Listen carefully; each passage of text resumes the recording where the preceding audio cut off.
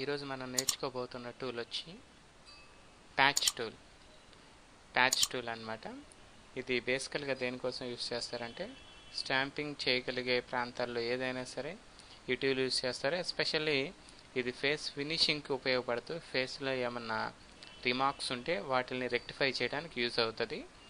దీనికి short cut చేయండి. అది ఏ విధంగా అనేది ఈ విధంగా ఒక ఇమేజ్ తీసుకున్నప్పుడు ఈ ఇమేజ్లో ఈ విధంగా ప్యాచెస్ కానీ మొటిమలు కానీ పింపుల్స్ కానీ ఫర్దర్గా ఇతర ఏమైనా సంబంధిత ఏమైనా తీసి వేయాలి అనుకుంటే ముందుగా మీరు చేయాల్సింది ఎక్కడైతే స్పాట్స్ ఉన్నాయో డిజిట్స్ ఆ స్పాట్స్ చూసుకోండి.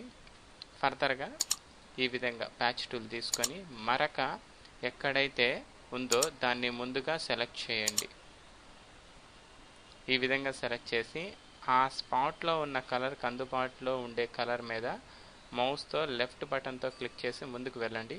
అక్కడ ఆటోమేటిక్గా ఆ కలర్ అనేది ఫిలప్ చేసేస్తుంది. అదేవిధంగా చూడండి, రెండోది కూడా సేమ్ ఈ విధంగా లెఫ్ట్ బటన్తో సెలెక్ట్ చేసుకోండి.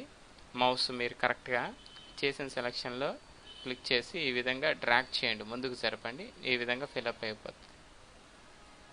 రైట్, అదేవిధంగా ఇట్లా.